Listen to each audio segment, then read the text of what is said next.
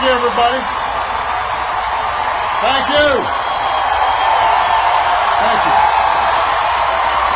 Thank you.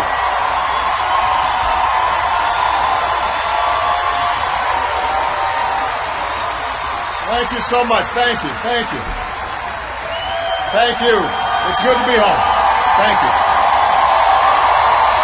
Thank you. Thank you.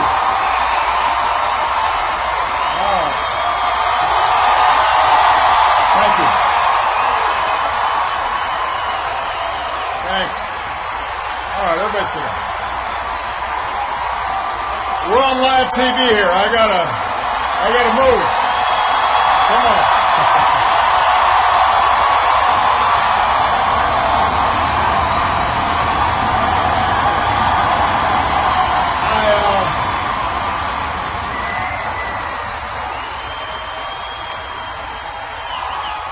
You can tell that I'm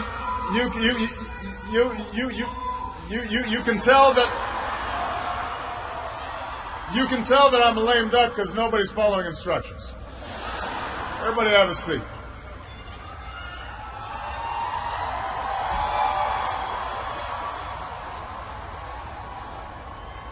My fellow Americans,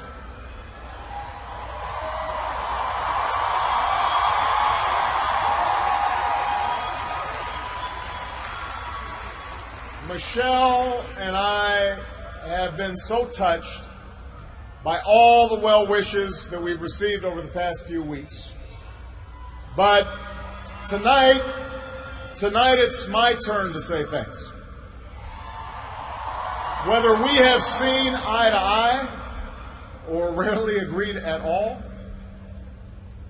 my conversations with you, the American people, in living rooms and in schools, at farms, on factory floors, at diners, and on distant military outposts. Those conversations are what have kept me honest and kept me inspired and kept me going. And every day I have learned from you. You made me a better president, and you made me a better man. So I first came to Chicago when I was in my early 20s, and I was still trying to figure out who I was, still searching for a purpose in my life. And it was a neighborhood not far from here where I began working with church groups in the shadows of closed steel mills. It was on these streets where I witnessed the power of faith and the quiet dignity of working people in the face of struggle and loss. I can't do that.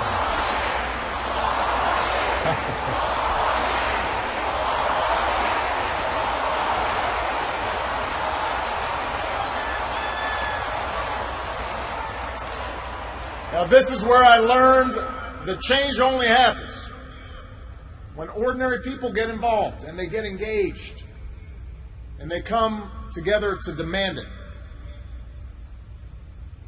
After 8 years as your president, I still believe that. And it's not just my belief. It's the beating heart of our American idea, our bold experiment in self-government. It's the conviction that we are all created equal, endowed by our Creator with certain unalienable rights, among them life, liberty, and the pursuit of happiness. It's the insistence that these rights, while self-evident, have never been self-executed. That we, the people, through the instrument of our democracy, can form a more perfect union. What a radical idea. The great gift that our founders gave to us. The freedom to chase our individual dreams through our sweat and toil and imagination, and the imperative to strive together as well to achieve a common good, a greater good. For 240 years, our nation's call to citizenship has given work and purpose to each new generation. It's what led patriots to choose republic over tyranny, pioneers to trek west, slaves to brave that makeshift railroad to freedom. It's what pulled immigrants and refugees across oceans in the Rio Grande. It's what pushed women to reach for the ballot. It's what powered workers to organize. It's why GIs gave their lives at Omaha Beach, in Iwo Jima, Iraq, and Afghanistan. And why men and women from Selma to Stonewall were prepared to give theirs as well. So that's what we mean when we say America's exceptional. Not that our nation's been flawless from the start, but that we have shown the capacity to change and make life better for those who follow. Yes, our progress has been uneven. The work of democracy has always been hard. It's always been contentious. Sometimes it's been bloody. For every 2 steps forward, it often feels we take 1 step back. But the long sweep of America has been defined by forward motion, a constant widening of our founding creed to embrace all, and not just some.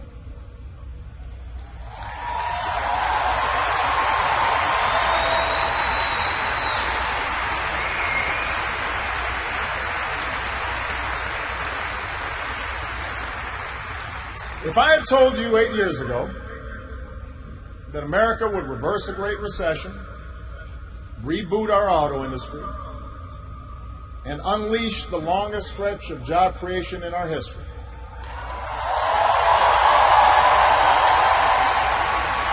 if I had told you that we would open up a new chapter with the Cuban people, shut down Iran's nuclear weapons program without firing a shot, take out the mastermind of 9/11.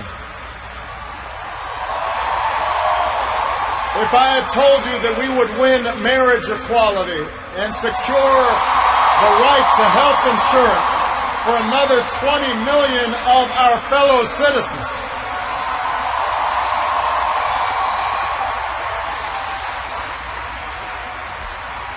if I had told you all that, you might have said our sights were set a little too high. But that's what we did.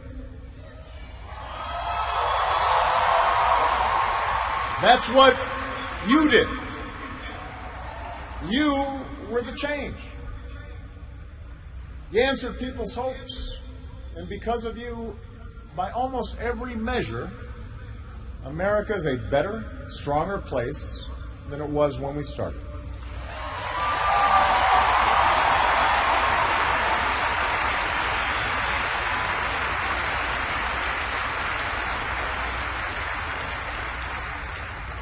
In 10 days, the world will witness a hallmark of our democracy.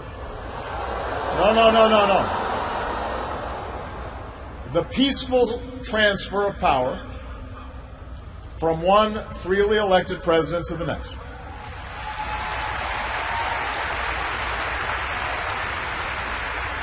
I committed to President-elect Trump that my administration would ensure the smoothest possible transition, just as President Bush did for me. Because it's up to all of us to make sure our government can help us meet the many challenges we still face. We have what we need to do so. We have everything we need to meet those challenges. After all, we remain the wealthiest, most powerful, and most respected nation on earth. Our youth our drive, our diversity and openness, our boundless capacity for risk and reinvention means that the future should be ours. But that potential will only be realized if our democracy works. Only if our politics better reflects the decency of our people. Only if all of us, regardless of party affiliation or particular interests, help restore the sense of common purpose that we so badly need right now. And that's what I want to focus on tonight. The state of our democracy. Understand, democracy does not require uniformity. Our founders argued, they quarreled, eventually they compromised. They expected us to do the same. But they knew that democracy does require a basic sense of solidarity. The idea that for all our outward differences, we're all in this together, that we rise or fall as one.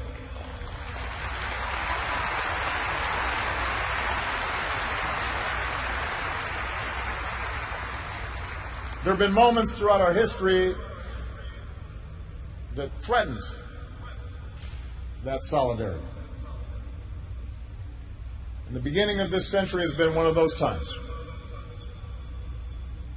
A shrinking world, growing inequality, demographic change, and the specter of terrorism. These forces haven't just tested our security and our prosperity, but are testing our democracy as well.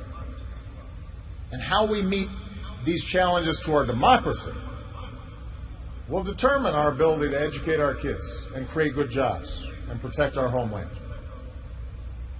In other words, it will determine our future. To begin with, our democracy won't work without a sense that everyone has economic opportunity.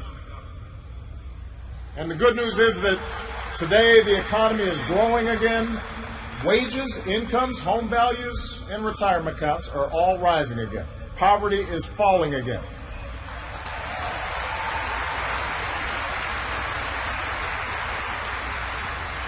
The wealthy are paying a fair share of taxes, even as the stock market shatters records. The unemployment rate is near a 10-year low. The uninsured rate has never, ever been lower.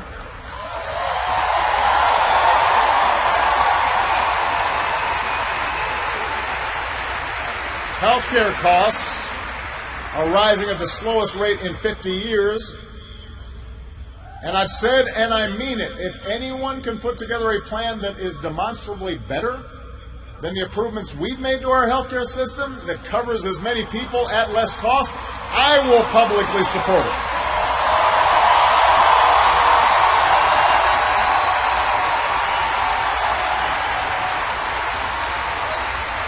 Because that, after all, is why we serve. Not to score points or take credit, but to make people's lives better. But for all the real progress that we've made, we know it's not enough. Our economy doesn't work as well or grow as fast when a few prosper at the expense of a growing middle class and ladders for folks who want to get into the middle class. That's the economic argument, but stark inequality is also corrosive to our democratic idea. While the top 1% has amassed a bigger share of wealth and income, too many of our families in inner cities and in rural counties have been left behind. The laid-off factory worker, the waitress or healthcare worker who's just barely getting by and struggling to pay the bills, convinced that the game is fixed against them, that their government only serves the interests of the powerful. That's a recipe for more cynicism and polarization in our politics. Now, there are no quick fixes to this long-term trend. I agree, our trade should be fair and not just free. But the next wave of economic dislocations won't come from overseas. It will come from the relentless pace of automation that makes a lot of good middle-class jobs obsolete. And so we're going to have to forge a new social compact to guarantee all our kids the education they need, to give workers the power to unionize for better wages, to update the social safety net to reflect the way we live now, and make more reforms to the tax code so corporations and individuals who reap the most from this new economy don't avoid their obligations to the country that's made their very success possible.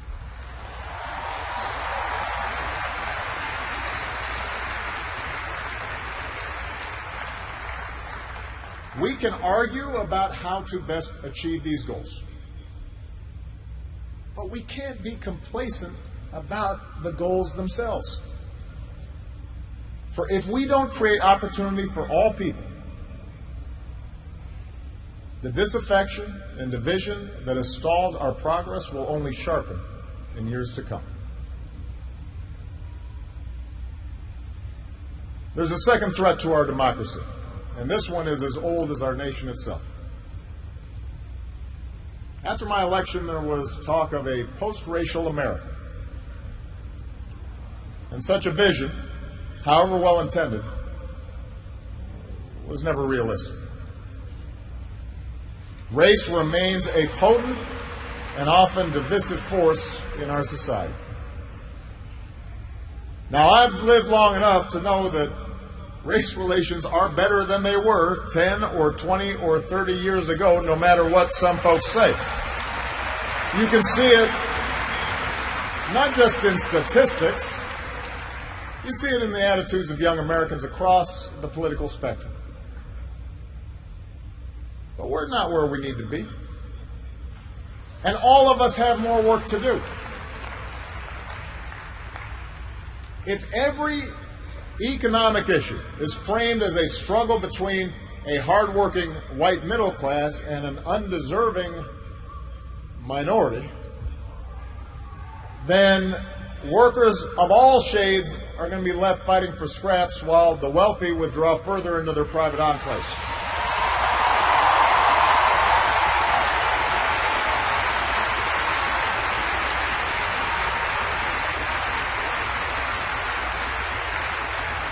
If we're unwilling to invest in the children of immigrants just because they don't look like us, we will diminish the prospects of our own children, because those brown kids will represent a larger and larger share of America's workforce.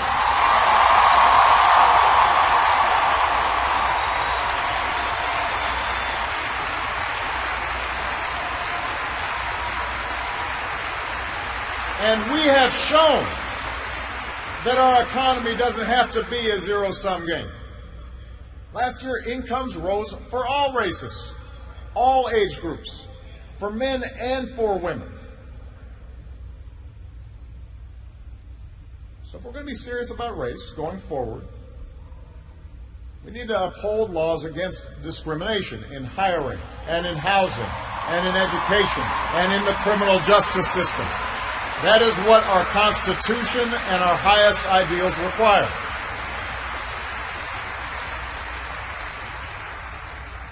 But laws alone won't be enough.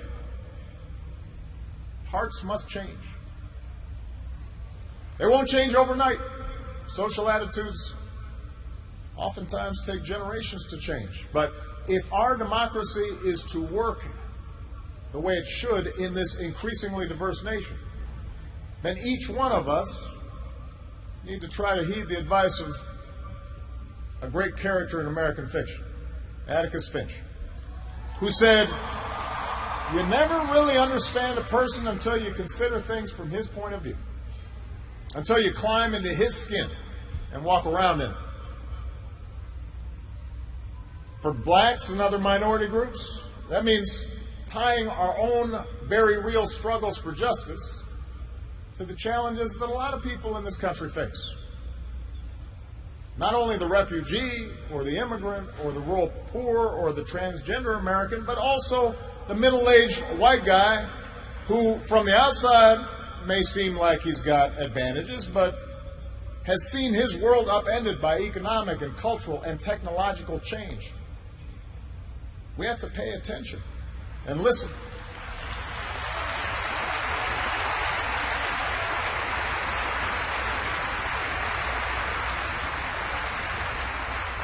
For white Americans, it means acknowledging that the effects of slavery and Jim Crow didn't suddenly vanish in the 60s.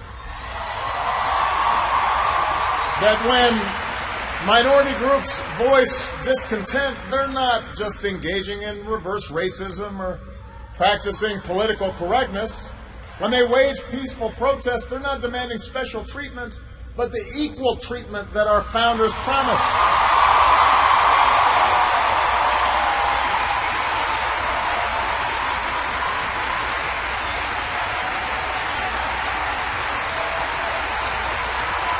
For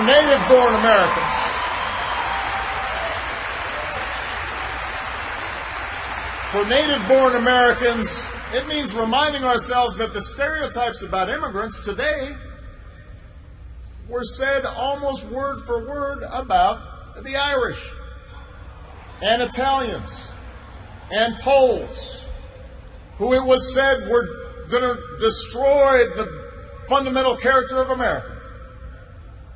And as it turned out, America wasn't weakened by the presence of these newcomers.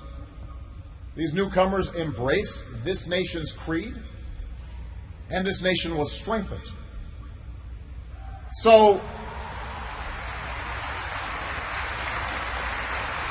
regardless of the station that we occupy, we all have to try harder. We all have to start with the premise that each of our fellow citizens loves this country just as much as we do, that they value hard work and family just like we do, that their children are just as curious and hopeful and worthy of love as our own.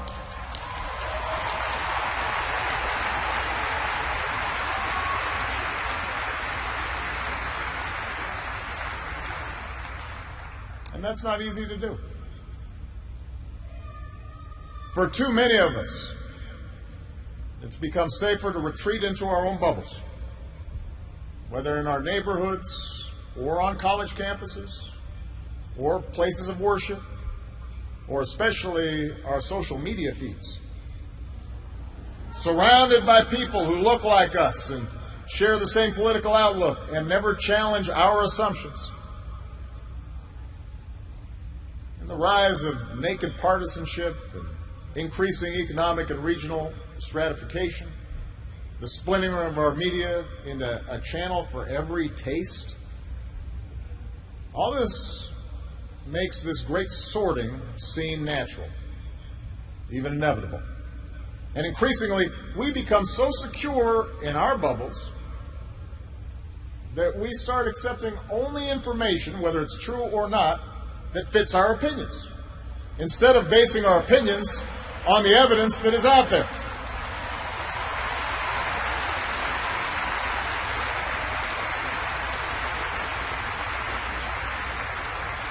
And this trend represents a third threat to our democracy. Look, politics is a battle of ideas. That's how our democracy was designed. In the course of a healthy debate, we prioritize different goals and the different means of reaching them. But without some common baseline of facts, without a willingness to admit new information, and concede that your opponent might be making a fair point, and that science and reason matter, then we're going to keep talking past each other, and we'll make common ground and compromise impossible.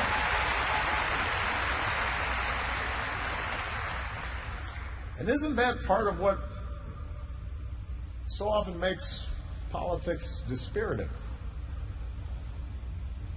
How can elected officials rage about deficits when we propose to spend money on preschool for kids, but not when we're cutting taxes for corporations?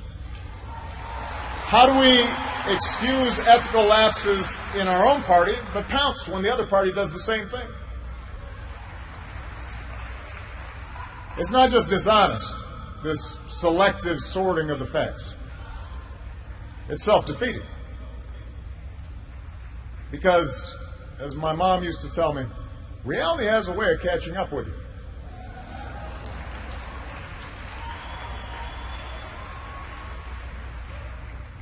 Take the challenge of climate change. In just 8 years, we've halved our dependence on foreign oil. We've doubled our renewable energy. We've led the world to an agreement that has the promise to save this planet.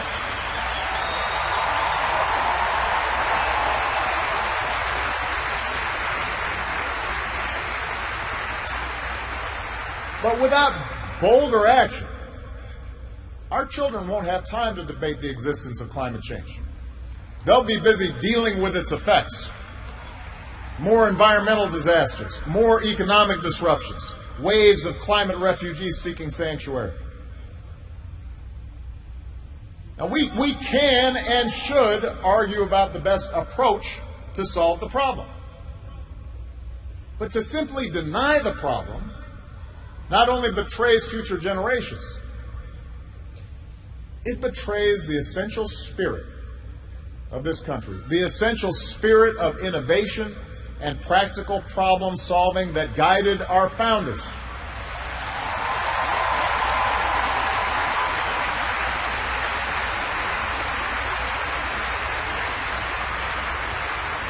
It is that spirit born of the Enlightenment that made us an economic powerhouse. The spirit that took flight at Kitty Hawk and Cape Canaveral.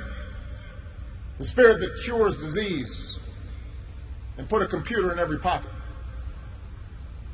It's that spirit, a faith in reason and enterprise and the primacy of right over might that allowed us to resist the lure of fascism and tyranny during the Great Depression, that allowed us to build a post-World War II order with other democracies, an order based not just on military power or national affiliations, but built on principles, the rule of law, human rights, freedom of religion and speech and assembly, and an independent press.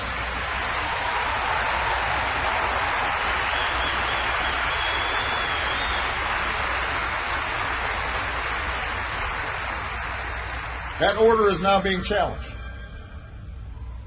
First, by violent fanatics who claim to speak for Islam.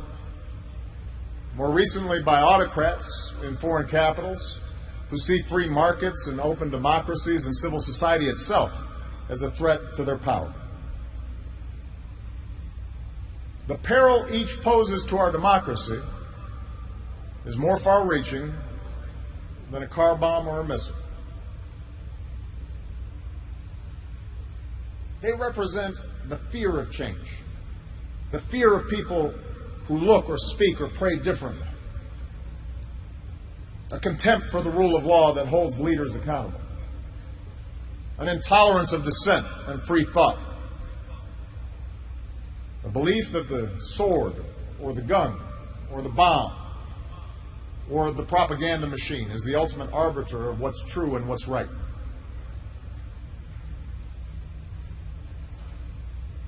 Because of the extraordinary courage of our men and women in uniform, because of our intelligence officers and law enforcement and diplomats who support our troops. No foreign terrorist organization has successfully planned and executed an attack on our homeland these past 8 years. And although Boston and Orlando and San Bernardino and Fort Hood remind us of how dangerous radicalization can be, our law enforcement agencies are more effective and vigilant than ever. We have taken out tens of thousands of terrorists, including bin Laden.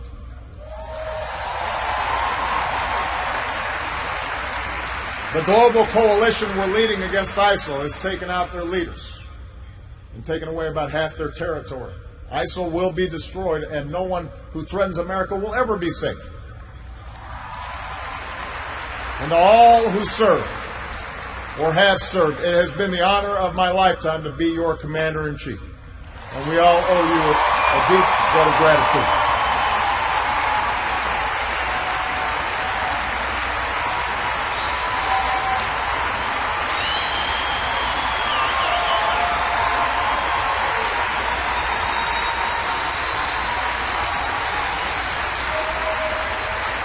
But protecting our way of life, that's not just the job of our military. Democracy can buckle when it gives in to fear.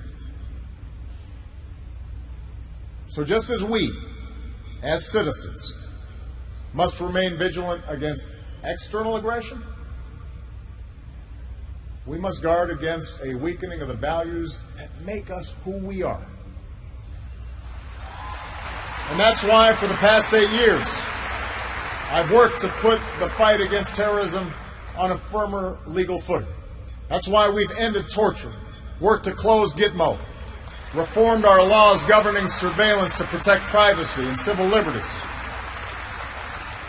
That's why I reject discrimination against Muslim Americans, who are just as patriotic as we are.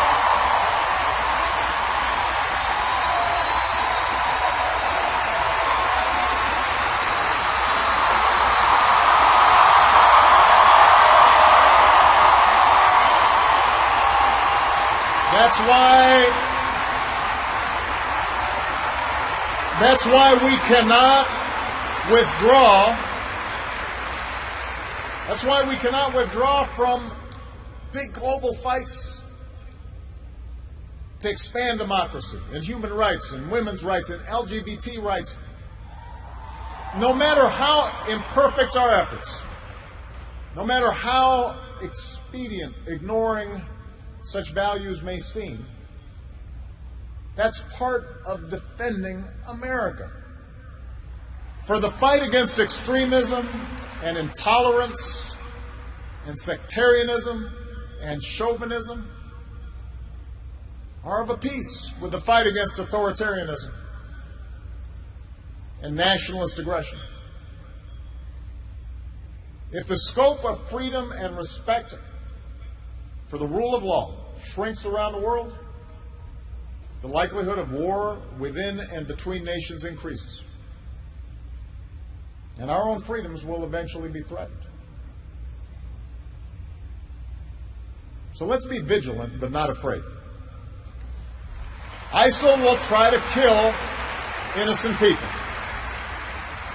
but they cannot defeat America unless we betray our Constitution and our principles in the fight.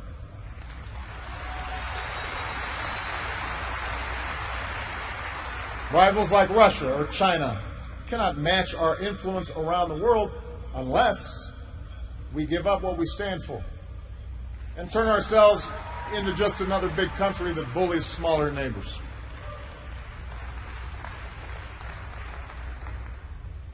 Which brings me to my final point. Our democracy is threatened whenever we take it for granted. All of us, regardless of party, should be throwing ourselves into the task of rebuilding our democratic institutions.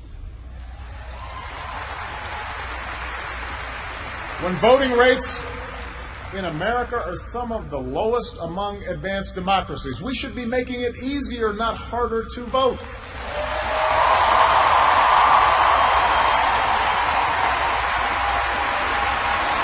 When trust in our institutions is low, we should reduce the corrosive influence of money in our politics and insist on the principles of transparency and ethics in public service. When Congress is dysfunctional, We should draw our congressional districts to encourage politicians to cater to common sense and not rigid extremes.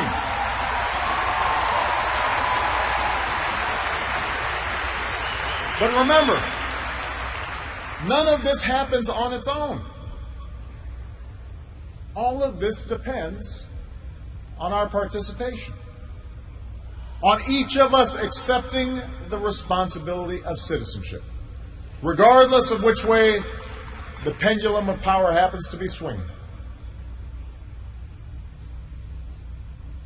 Our Constitution is a remarkable, beautiful gift. But it's really just a piece of parchment. It has no power on its own.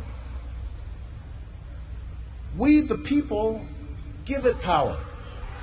We, the people, give it meaning with our participation and with the choices that we make and the alliances that we forge. Whether or not we stand up for our freedoms, whether or not we respect and enforce the rule of law, that's up to us. America's no fragile thing, but the gains of our long journey to freedom are not assured. In his own farewell address, George Washington wrote that self-government is the underpinning of our safety, prosperity, and liberty. But from different causes and from different quarters, much pains will be taken to weaken in your minds the conviction of this truth. And so we have to preserve this truth with jealous anxiety that we should reject the first dawning of every attempt to alienate any portion of our country from the rest, or to enfeeble the sacred ties that make us one.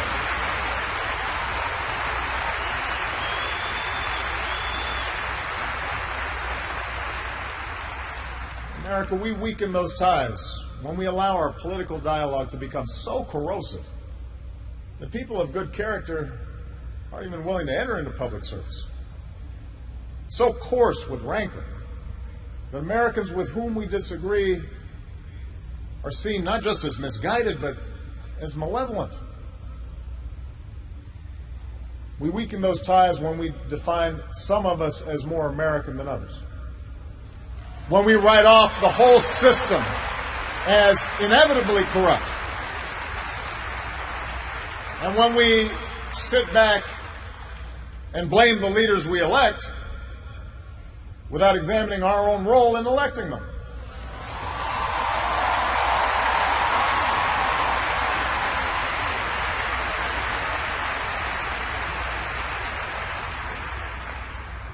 It falls to each of us to be those anxious, jealous guardians of our democracy. To embrace the joyous task we've been given to continually try to improve this great nation of ours. Because for all our outward differences, we in fact all share the same proud title. The most important office in a democracy. Citizen. Citizen.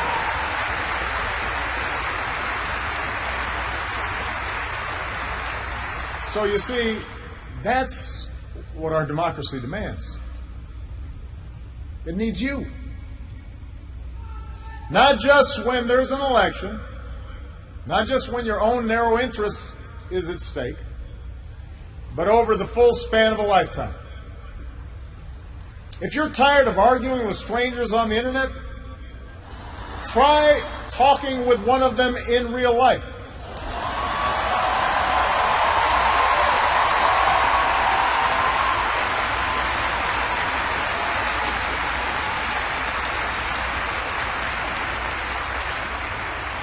If something needs fixing, then lace up your shoes and do some organizing. If you're disappointed by your elected officials, grab a clipboard, get some signatures, and run for office yourself.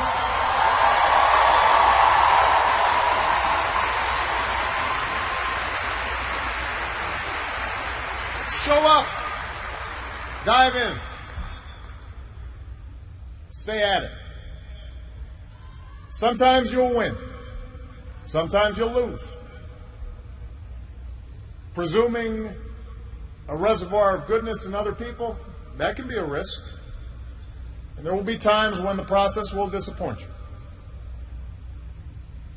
But for those of us fortunate enough to have been part of this work and to see it up close, let me tell you, it can energize and inspire.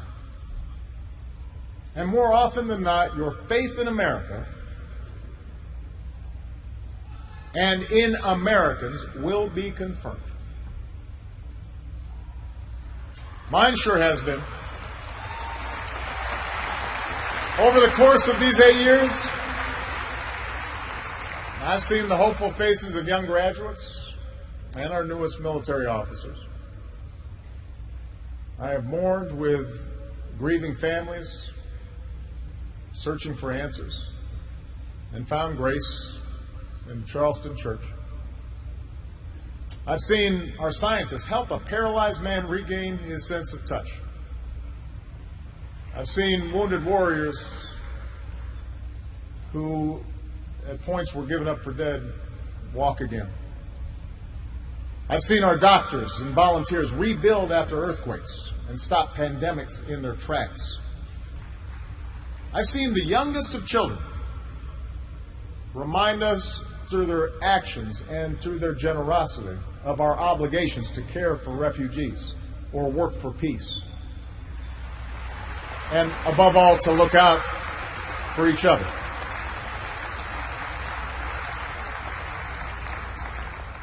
So that faith that I placed all those years ago, not far from here, in the power of ordinary Americans to bring about change, that faith has been rewarded in ways I could not have possibly imagined. And I hope your faith has too. Some of you here tonight or watching at home, you were there with us in 2004, in 2008, 2012.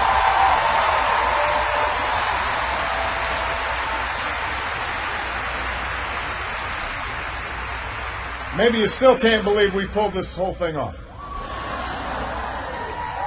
Let me tell you, you're not the only ones.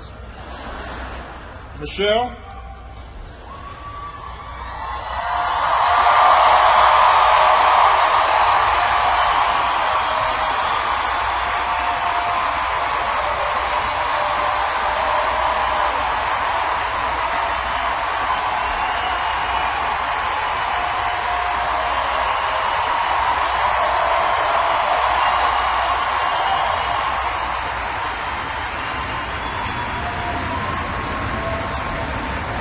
Michelle LaVaughn Robinson, girl of the South Side.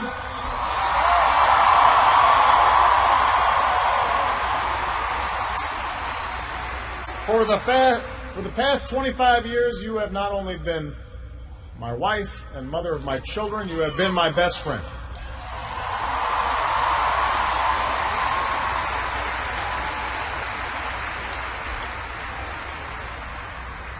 You took on a role you didn't ask for, and you made it your own, with grace and with grit and with style and good humor.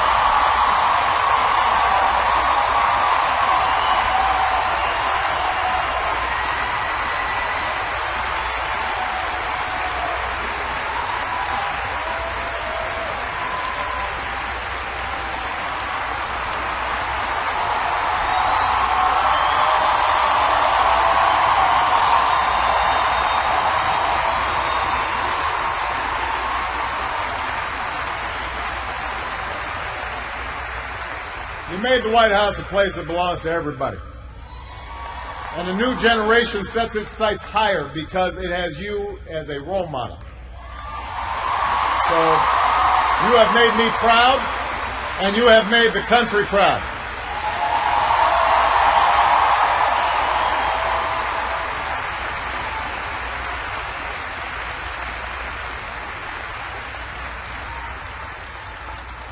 Malia and Sasha, under the strangest of circumstances, you have become two amazing young women.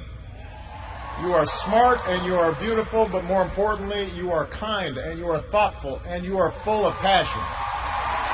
And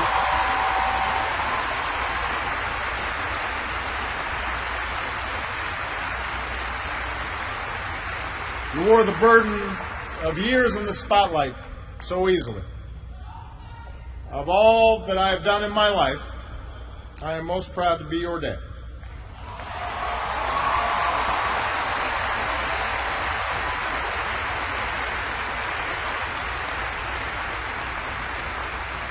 To Joe Biden,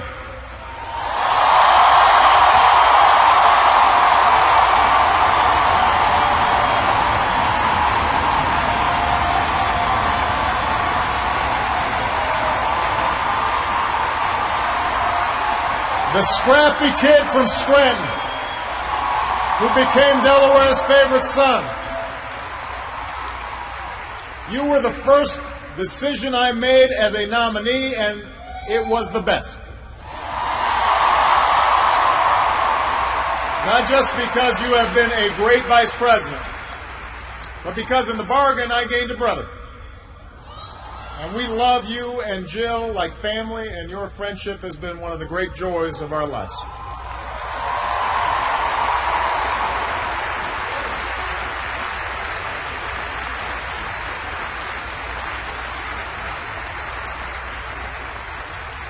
To my remarkable staff, for 8 years, and for some of you a whole lot more, I have drawn from your energy, and every day I try to reflect back what you displayed: heart and character and idealism. I've watched you grow up, get married, have kids, start incredible new journeys of your own. Even when times got tough and frustrating, you never let Washington get the better of you. You guarded against cynicism. And the only thing that makes me prouder than all the good that we've done is the thought of all the amazing things that you are going to achieve from here.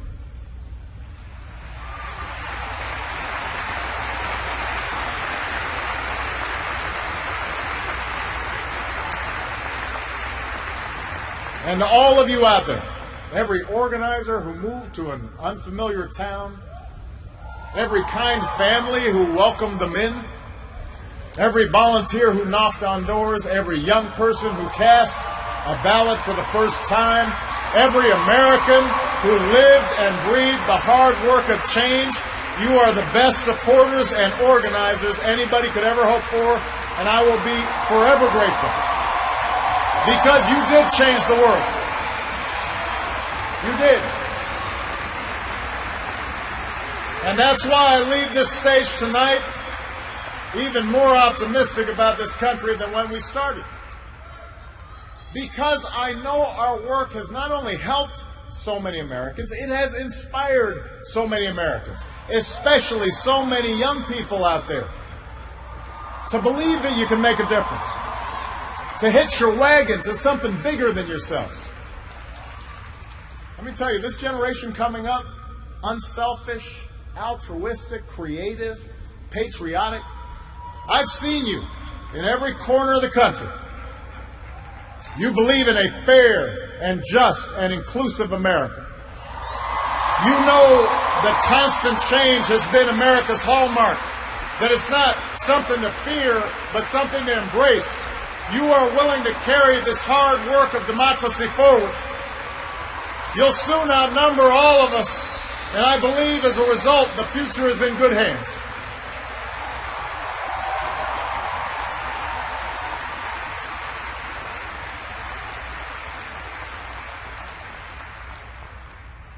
My fellow Americans, it has been the honor of my life to serve you. I won't stop. In fact, I will be right there with you as a citizen for all my remaining days. But for now, whether you are young or whether you're young at heart, I do have one final ask of you as your president. The same thing I asked when you took a chance on me 8 years ago. I'm asking you to believe, not in my ability to bring about change, but in yours. I'm asking you to hold fast to that faith written into our founding documents, that idea whispered by slaves and abolitionists, that spirit sung by immigrants and homesteaders and those who marched for justice, that creed reaffirmed by those who planted flags from foreign battlefields to the surface of the moon, a creed at the core of every American whose story is not yet written. Yes, we can. Yes, we did. Yes, we can. Thank you. God bless you. May God continue to bless the United States of America.